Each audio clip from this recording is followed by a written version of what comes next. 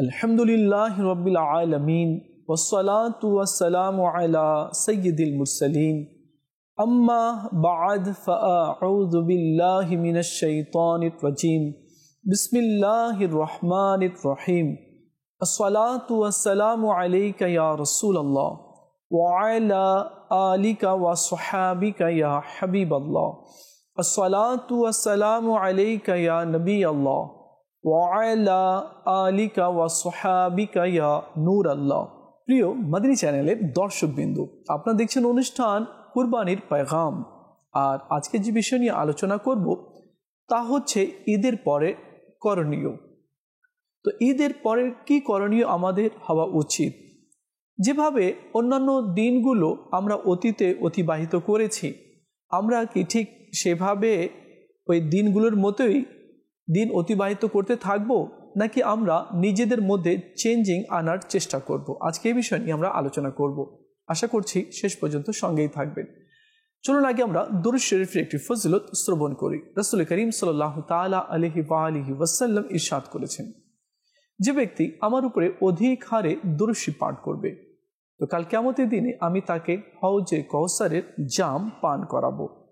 তো আসুন আমরা নিয়ত করি, এখন থেকে আমরা আমাদের নবী সাল্লাল্লাহু আলাইহি ওয়াসাল্লামের নূরানি দরবারে অধিক হারে দুরূদ শরীফ পাঠ করার চেষ্টা করব। সাল্লু আলাল হাবিব সাল্লাল্লাহু তাআলা আলা মুহাম্মদ সাল্লাল্লাহু আলাইহি ওয়াসাল্লাম। প্রিয় ইসলামী ভাইরা, ঈদ মানে আনন্দ, কিন্তু ঈদের পরে অনেকগুলো দায়িত্ব রয়ে যায়। আমরা যেন আবার পুরনো জীবনে ফিরে না যাই। তরুণ যারা রয়েছে, তো তরুণদের ঈদের পরের করণীয় কি হওয়া উচিত? দেখুন, কুরবানি আমাদেরকে কি শিক্ষা দিয়েছে। ইব্রাহিম আলাইহিস সালামকে আল্লাহ তাআলা আদেশ করলেন নিজের ছেলের কুরবানি দাও স্বপ্নের মাধ্যমে। তিনি একাধারে 3 দিন পর্যন্ত এই স্বপ্ন দেখলেন। তিনি লব্বাইক বললেন এবং ইসমাইল আলাইহিস সালামকে নিয়ে গেলেন কুরবানি দেওয়ার জন্য। যখন তিনি জানতে পারলেন, তো ইসমাইল আলাইহিস সালামও বললেন, আমি প্রস্তুত আছি আমার রবের হুকুম পালনের জন্য। যখন মা হাজেরা রাদিয়াল্লাহু তাআলা আনহা জানতে পারলেন, তো তিনিও বললেন, আমার তো এক ইসমাইল, যদি 1000 ইসমাইল হতো আর আল্লাহ কুরবানি চাইতো, তো এক এক করে আমি আল্লাহর দরবারে কুরবানি পেশ করতাম। তো কুরবানি মানে হচ্ছে ত্যাগ, আর এই কুরবানির অনেক রহস্য রয়েছে, আর এই কুরবানির অনেক শিক্ষাও রয়েছে। আমরা এই কুরবানি থেকে কি শিক্ষা অর্জন করলাম এবং নিজের জীবনকে আমরা পরিবর্তন করার কি কখনো চিন্তা ভাবনা করেছি? দেখুন, আমরা মানুষ, আমাদের মাঝে অহংকার আছে, আমাদের মাঝে বিদ্বেষ রয়েছে, আমাদের মাঝে লৌকিকতা রয়েছে, আমাদের মাঝে কিনা রয়েছে, আমাদের মাঝে গীবত এবং চুগলিও রয়েছে, পরনিন্দাও আমরা করে থাকি।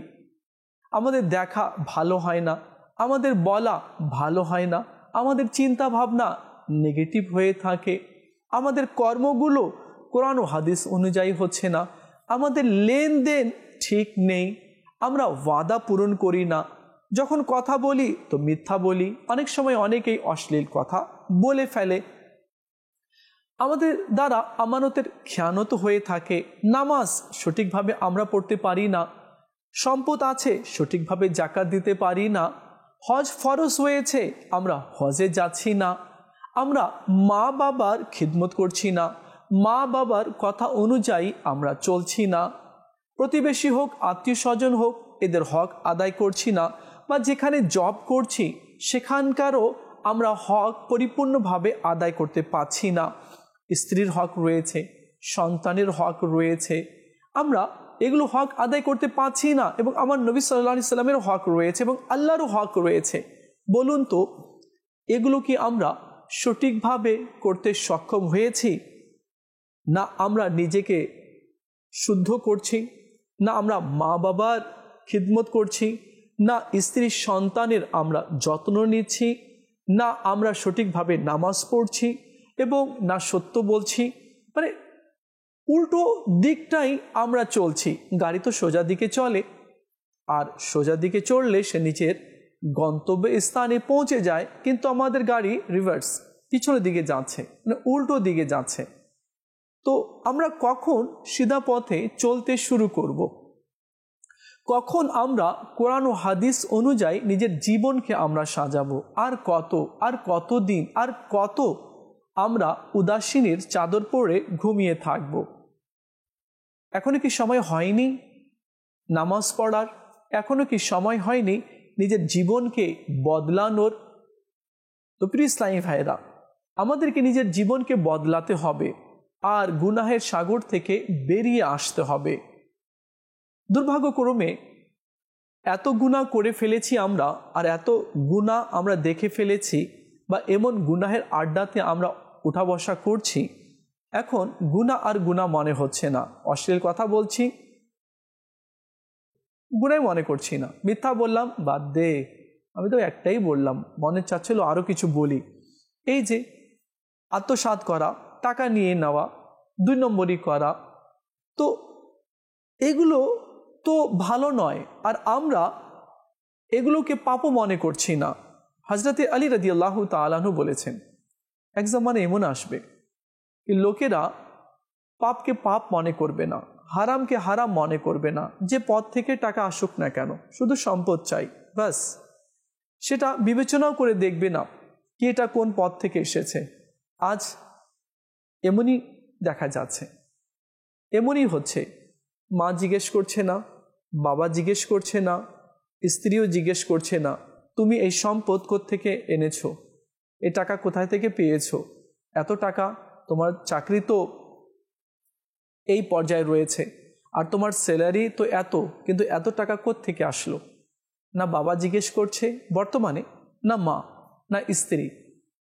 তো এক ইসলামী ভাই আমাকে বলেছিল কি একজনের বিয়ে হলো, তার ওয়াইফ বলল স্বামীকে, সে চাকরি করত, ওয়াইফ বলল দেখো তুমি আমাকে বিয়ে করে নিয়ে এসেছো, তুমি আমাকে নুন দিয়ে ভাত দিলে আমি খুশি, মোটা কাপড় দিলে আমি খুশি, কিন্তু আমার একটা রিকোয়েস্ট তোমাকে রাখতে হবে, তুমি কখনো হারাম আমাকে খাওয়াবে না, এবং হারামের মাল তুমি ঘরে কখনো আনবে না। তো দেখুন ওই মহিলার কেমন চিন্তা ভাবনা, আর প্রথমেই নিজের স্বামীকে কীরূপ সে আদেশ করলো বা কীরূপ পরামর্শ দিল। তো আমাদের উচিত হবে যাতে করে নিজের সন্তানকে আমরা এভাবে হেদায়েত করি, বলার চেষ্টা করি। নিজের ছেলে, নিজের ভাইকে আমরা বলি যে খবরদার, আমি বাবা বা আমি বড় ভাই বা আমি মা, আমাকে লাগবে না কিছু, আমার আল্লাহ আছে, যদি সম্ভব হয় তো আমার জন্য মোটা কাপড় আনে দিও, আর নুন ভাত দিলেই হবে, কিন্তু কখনো আমার বাড়িতে হারামের মাল আনবে না। কেননা যে ঘরে হারাম ঢুকে না, তো সেই ঘর আর ঘর থাকে না, সেই ঘরটা অশান্তির একটা জায়গা হয়ে যায়।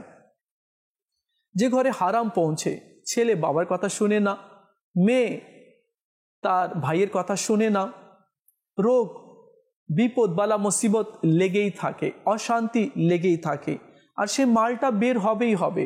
কিন্তু যখন সে বের হবে তো অনেক কিছু ধ্বংস করে বের হয়ে যাবে। আর যে রিজকে হালাল অন্বেষণ করবে, তো আল্লাহ তাআলা ওই রিজকে হালাল অন্বেষণের কারণে সে ঘরের মধ্যে রহমত বরকত দিবে এবং অভাবগুলোকে দূর করে দিবে। হাদিসে পাকের মধ্যে রয়েছে, আমার নবী সাল্লাল্লাহু আলাইহি ওয়াসাল্লাম বলেছেন, যখন কেউ নিজের পরিবারকে নিয়ে রিজকে হালাল খায় তো আল্লাহ তাআলা ওই পরিবারের উপরে রহমতের দৃষ্টি দান করে। আর যে ঘরের মধ্যে আল্লাহ রহমতের দৃষ্টি দেয়, তো সেই ঘরে কখনো আল্লাহ তাআলা বালা মুসিবত পাঠায় না। তো আমাদের উচিত হবে যাতে করে আমরাও একটু চিন্তা করি আর একটু অ্যাডজাস্ট করতে আমরা চেষ্টা করি। আগেকার যুগে আমাদের মা, দাদা, দাদি যারা ছিল, তো এত মালের, সম্পদের, টাকার প্রয়োজন হতো না। একজন চাকরি করত, আপনি নিজেই বলবেন আর নিজেই আপনি এ কথা সাক্ষী দিবেন, যখন আমরা ছোট্ট ছিলাম, বাবা একা চাকরি করত, তো আমরা 5 ভাই বোন, দাদা দাদিও আছে, সংসার ভালোভাবে চলতো, পড়ালেখা সব কিছু হয়ে যেত। কিন্তু আজ এত স্যালারি পাওয়ার পরেও, আজ সবাই কাজ করছে, তারপরেও অভাব পূরণ হচ্ছে না। কেন? এই জন্য যে আমাদের চাহিদা তো ডাবল ট্রিপল হয়ে গিয়েছে আমাদের চাহিদা। কারণ আগে ঘরে ফ্রিজ, এসি বা আরও এমন কিছু ছিল না, কিন্তু আজ এগুলো চলে এসেছে, তো টাকারও প্রয়োজন হচ্ছে। তো শান্তি নেই, টাকা আছে কিন্তু শান্তি নেই। আর শান্তি শুধু রয়েছে আল্লাহ পাকের হুকুম পালনের মধ্যে। এছাড়া বিশ্বের যেখানে চলে যান কোথাও শান্তি নেই। শান্তি একমাত্র, সুখ একমাত্র আল্লাহ পাকের হুকুম পালনের মধ্যেই রয়েছে। তো যে কথা বলছিলাম আমি, কি ঈদের পরের করণীয় আমাদের কি, যারা যুবক আছে বা যুবতী রয়েছে। এখন কুরবানি যে দর্শ আমাদেরকে দিল, শিক্ষা দিল, সেটা কি ত্যাগের, সেটা কি ধৈর্যের, সেটা কি সবরের। এখন থেকে আমাদেরকে বিপদে সবর করতে হবে, ধৈর্য ধারণ করতে হবে, আর নিজেকে পরিষ্কার করতে হবে। ইমাম গজালি রহমতুল্লাহি তাআলা আলাইহি বলেন, তুমি যদি বিবেকের চোখ দিয়ে নিজের অভ্যন্তরীণ যদি দেখো, তবে তুমি অনেক হিংস্র প্রাণীগুলো দেখতে পারবে। এই হিংস্র প্রাণী তোমাকে ক্ষত বিক্ষত করছে, তোমার উপরে আক্রমণ করছে, তোমাকে রক্তাক্ত করছে, কিন্তু তুমি এর ব্যথা অনুভব করতে পারছো না, ফিল করতে পারছো না। হ্যাঁ, ফিল অনুভব করবে কখন? যখন তোমার মৃত্যু হবে আর যখন তুমি কবরে যাবে, তো সে সময় এই ব্যথাগুলো তুমি অনুভব করবে। এরপর ইমাম গজালি রহমতুল্লাহি তাআলা আলাইহি বলেন, তুমি এদেরকে মেরে ফেলো, না হলে এরা তোমাকে মেরে ফেলবে। তো কেউ জিজ্ঞেস করলো, এই হিংস্র প্রাণীগুলো কি? তিনি বললেন, অহংকার, ঘৃণা, রিয়া, লৌকিকতা আর কুধারণা, এগুলো হচ্ছে হিংস্র প্রাণী, যা তোমাকে ডে বাই ডে আক্রমণ করছে, তোমাকে দুর্বল করছে, ক্ষত বিক্ষত করছে, কিন্তু তুমি এর ব্যথা অনুভব করতে পারছো না। এখন কুরবানি তো আমাদেরকে শিক্ষা দিল। মা হাজরা রাদিয়াল্লাহু তাআলা আনহাকে ইব্রাহিম আলাইহিস সালাম নির্জন এক জায়গায় রেখে দিলেন। না ঘর আছে, না বৃক্ষ, না শহর, না গ্রাম, না কোনো মানুষ। রেখে দিয়ে চলে যাচ্ছিলেন। মা হাজরা রাদিয়াল্লাহু তাআলা আনহা বললেন, আপনি আমাকে এখানে একা রেখে যাচ্ছেন, আর আমার কোলে শিশু আছে, আমাকে এখানে একা রাখতে কি আল্লাহ তাআলা আদেশ করেছে? তো ইব্রাহিম আলাইহিস সালাম বললেন, হ্যাঁ, আল্লাহ তাআলা আদেশ করেছে। তাহলে যান আপনি, ঠিক আছে, আপনি চলে যান, আমার আল্লাহই আমার জন্য যথেষ্ট। এই যে তাওয়াক্কুল, ভরসা আল্লাহর উপরে কেমন ছিল, তিনি রয়ে গেলেন আর আল্লাহ সেখানে আবাদ করে দিলেন জায়গাটা। পানি ছিল না, আল্লাহ পানির ব্যবস্থাও করে দিলেন ইসমাইল আলাইহিস সালামের পায়ের গোড়ালির মাধ্যমে, বা ফেরেশতা এসে পাখা মারলেন, তো পানি সেখান থেকে জারি হয়ে গেল, সেটা শহর হয়ে গেল। তো বলার উদ্দেশ্য হচ্ছে আল্লাহর প্রতি তাওয়াক্কুল, আল্লাহর প্রতি ভরসা আমাদের কি অটুট রয়েছে? এমন নেই। কেন নেই? কেন হচ্ছে না? এর মানে হচ্ছে আমাদের ঈমান দুর্বল আছে। তো ঈমানটাকে মজবুত করি, কেননা আল্লাহই কায়নাত সৃষ্টি করেছে, শুধু আপনাকে সৃষ্টি করেনি, আল্লাহ পুরো কায়নাত সৃষ্টি করেছে। গ্রহ, নক্ষত্র, গ্যালাক্সি, তারকা, চাঁদ, সূর্য, জিন, ইনসান, 7 আসমান, 7 জমিন, সব কিছু আল্লাহ সৃষ্টি করেছে। আমরা তো সৃষ্টির মধ্যে একজন ক্ষুদ্র। তো আল্লাহ তাআলা এত কিছু সৃষ্টি করেছে, সব কিছু ঠিক চলছে, তো আমি যদি আল্লাহর উপরে ভরসা করি, তাওয়াক্কুল করি, তো আল্লাহ তাআলা আমাকেও দেবে এবং আমার জীবনকেও আল্লাহ তাআলা সাজিয়ে দিবে। প্রিয় ইসলামী ভাইরা, সেকেন্ড হচ্ছে কি আমরা নেক কি হতে পেরেছি? আমরা কি নেকির পথে আমরা যাচ্ছি? না। কেন যাচ্ছি না আমরা? কি হয়েছে এটা কি আমাদের? কেননা মৃত্যুর তো কোনো টাইম টেবল নেই, তো কেন আমরা নিজেকে চেঞ্জ করছি না? কেন আমরা আত্মসমর্পণ করছি না? কুরবানি তো আমাদেরকে অনেক কিছু শিক্ষা দিয়ে গেল। আর ইসমাইল আলাইহিস সালাম প্রস্তুত ছিলেন, মওলা তুমি বলেছো, আমি রেডি আছি, লাব্বাইক। আমার দেহে একটাই প্রাণ, যদি 1000 প্রাণ হতো তো আমি এগুলো উৎসর্গ করে দিতাম।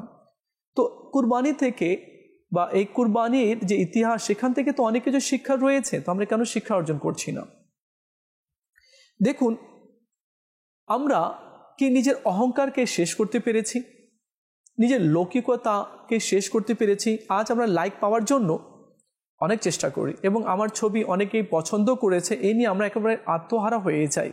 হায়, কেউ কি বলেছে, আরে বলিস না, ওই যুবকের আমল, আল্লাহু আকবার, কি আমল করে, তার নামাজ তো মিস নেই, এমনকি তাহাজ্জুদও মিস নেই, তার আখলাক, তার চরিত্র, তার ব্যবহার, তার কথাবার্তা A1 একেবারে কোরআন ও হাদিস অনুযায়ী।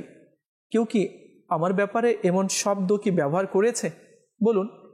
চলো বাইরের লোক করলো না, আমার বাড়ির লোকেরা যারা আছে তারা কি এমন শব্দ আমার ব্যাপারে কি ব্যবহার করেছে?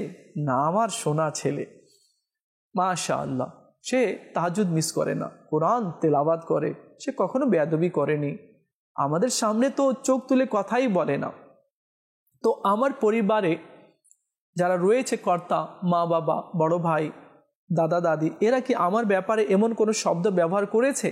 করেনি। যদি না করে থাকে তাহলে আমরা মনে হয় ঠিক হতে পারিনি। তো প্রিয় ইসলামী ভাইয়েরা, এটাই তো হচ্ছে সুসংবাদগুলো যা আল্লাহর পক্ষ থেকে আসে আর মানুষের মুখে আল্লাহ তাআলা জারি করে দেয়। তাহলে বোঝা গেল আমরা ঠিক হতে পারিনি, আর কুরবানির বার্তা আমরা বুঝতে পারিনি। এরপরে ইব্রাহিম আলাইহিস সালাম যখন কুরবানি দিলেন, তো জিবরিল আলাইহিস সালাম আসলেন আর বললেন, আল্লাহু আকবার, আল্লাহু আকবার। তো তিনি বুঝে গেলেন কি আমার পরীক্ষার সময়টি শেষ হয়ে গেছে। তো পরক্ষণে তিনি কি বললেন? জিবরিল আলাইহিস সালাম বললেন, আল্লাহু আকবার, আল্লাহু আকবার। তো তিনি বললেন, লা ইলাহা ইল্লাল্লাহু ওয়াল্লাহু আকবার। পরীক্ষা শেষ হলো, তো তিনি কি বললেন? আল্লাহ পাকের শুকরিয়া আদায় করলেন, আল্লাহর হামদ করলেন, সানাখানি করলেন। ইসমাইল আলাইহিস সালাম কি বললেন? আল্লাহু আকবার, আল্লাহু আকবার, ওয়ালিল্লাহিল হামদ। এত পরীক্ষা দিলেন, এরপরেও আল্লাহ তাআলার তাসবিহ পাঠ করছেন। আমরা কি কখনো এমনটি করেছি? আমরা কি দুঃখে, কষ্টে আমরা কি আল্লাহ পাকের তাসবিহ তাহলিল পাঠ করেছি? আমরা কি শুকরিয়া আদায় করেছি? তো দেখুন, কুরবানি হচ্ছে একটা শিক্ষা যা আমাদের জীবনকে সাজানোর জন্য প্রত্যেক বছরই আসে, কিন্তু আমরা রং তামাশার মধ্যেই মেতে উঠি। কি খাবো, কি পরবো, কোথায় যাব, তো এগুলো নিয়েই আমরা পড়ে থাকি। না, নিজেকে চেঞ্জ করতে হবে আর আমাদেরকে কোরআন ও হাদিস অনুযায়ী নিজের জীবনকে সাজানোর চেষ্টা করতে হবে। দেখুন প্রিয় ইসলামী ভাইরা, আমাদের অন্তরকে পাক করতে হবে, অন্তরকে পাক করতে হবে। এখন পাক বলতে কি বোঝায়? পাক বলতে যখনই আমরা একাকী থাকবো, নীরবে কোথাও বসে থাকবো, তো চিন্তা ভাবনা যাতে আমাদের ভালো হয়, নেগেটিভ, খারাপ, কুমন্ত্রণা, কুখেয়াল যাতে না আসে, আমরা যাতে কাউকে অপবাদ না দিই আর নেগেটিভ চিন্তা ভাবনা না করি, এই কাজটা ওই করেছে, ওই এগুলো সব করেছে, ওই আছেই এমন, এই সেই, না, দরকার নেই। তো নিজের অন্তরকে পবিত্র করতে হবে, কুধারণা থেকে, কুচিন্তা থেকে পাক করতে হবে। আমাদের তরুণ যারা রয়েছে, এই তরুণরাও যাতে করে গুনাহের সাগর থেকে বেরিয়ে আসে। এখন তরুণদের উচিত হবে সে নোট করবে কি আমার দ্বারা কি কি মিস্টেক হচ্ছে আর কোন কোন ভালো কাজ থেকে আমি বঞ্চিত রয়েছি। তো সে নোট করবে, নোট করে ওই সমস্ত কাজ থেকে দূরে থাকবে। এরপর আসছে আমাদের পরিবারকে দ্বীনের পথে পরিচালিত করা। আমি তো সুন্নত অনুযায়ী চলছি, কিন্তু আমার ছেলে, আমার মেয়ে, আমার স্ত্রী, আরও যারা পরিবারে রয়েছে তারা কি দ্বীনের পথে আছে? আমাদের পরিবারের মহিলারা যখন ঘর থেকে বের হয় তো কি পর্দা করে বের হয় নাকি মেকআপ শেকআপ করে বের হয়? তো এদিকে খেয়াল রাখতে হবে আমার মেয়ে আমার ছেলে নামাজ পড়ে কি না। তো যদি না পড়ে থাকে তো ছেলেকে নামাজি বানাতে হবে, মেয়েকে পর্দাশীল বানাতে হবে।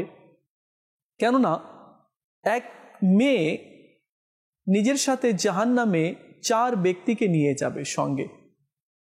নাম্বার 1 তার বাবাকে, নাম্বার 2 তার মাকে, নাম্বার 3 তার ভাইকে, আর নাম্বার 4 হচ্ছে তার স্বামীকে।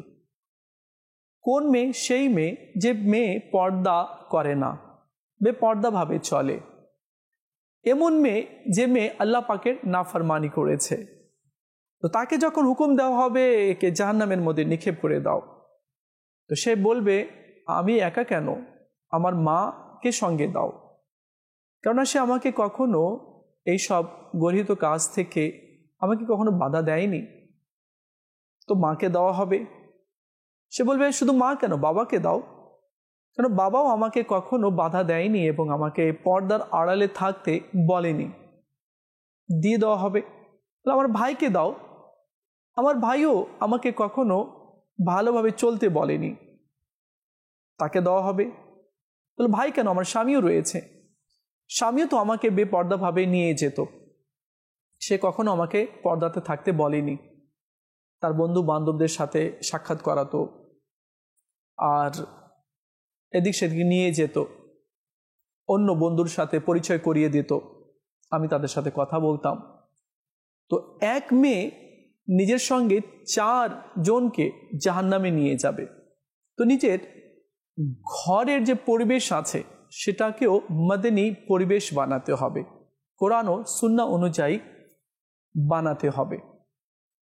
কেননা এগুলো হচ্ছে কোরআনের শিক্ষা। আর আমাদের জীবন হবে নেকিপূর্ণ। গরিব অসহায় দুঃখীদের পাশে দাঁড়াবো আমরা কখনো কাউকে কষ্ট দিব না, কখনো নাফরমানি করব না, গুনাহের দিকে যাব না। তো আজকে এই অনুষ্ঠানে আমরা প্রতিশ্রুতি এবং ওয়াদাবদ্ধ হই कि যতদিন জীবিত থাকব আমার রবের হুকুম পালন করব আর কখনো নাফরমানি করব না। এটাই হচ্ছে কুরবানির দর্স আর এটাই হচ্ছে কুরবানির শিক্ষা। ইসলামী ভাইরা আর মদিনী চ্যানেলের দর্শকবৃন্দ, দেখুন যারা নিষ্ঠার সাথে কুরবানি করে তো আল্লাহ তাআলা তাদের পূর্বের গুনাহকে ক্ষমা করে দেয়। আর যারা গরিব অসহায়ের পাশে দাঁড়ায় তাদেরকে সহযোগিতা করে তো আল্লাহ তাআলা তাকে সহযোগিতা করবে। আর যে ব্যক্তি মানুষকে ভালো উপদেশ দিবে এবং ভালো আচরণ করবে আর হাসি মুখে কথা বলবে তো আল্লাহ তাআলা তাকে সদকার সওয়াব দান করবে। আল্লাহ আমাদের সবাইকে বোঝার তৌফিক দান করুক, নিজের জীবনকে কোরআন ও হাদিস অনুযায়ী সাজানোর তৌফিক দান করুক। ইসলামী ভাইরা, আপনারা দেখছেন অনুষ্ঠান কুরবানির পেগাম। আর আজকে আমরা এই সম্পর্কে কিছু জানার চেষ্টা করেছি। আল্লাহ তাআলা আমাদের সবাইকে নেক বানিয়ে দিক, পরহেজগার বানিয়ে দিক, আর ইলমে দ্বীন অর্জন করার আর ঈমানের সাথে দুনিয়াতে থাকার আর ঈমান নিয়ে কবরে যাওয়ার আল্লাহ তৌফিক দান করুক। দেখা হবে অন্য কোনো অনুষ্ঠানে। ততক্ষণ ভালো থাকবেন আর মদিনী চ্যানেলের সঙ্গেই থাকবেন। সাল্লু আলাল হাবিব সাল্লাল্লাহু তাআলা আলা মুহাম্মদ সাল্লাল্লাহু আলাইহি ওয়াসাল্লাম।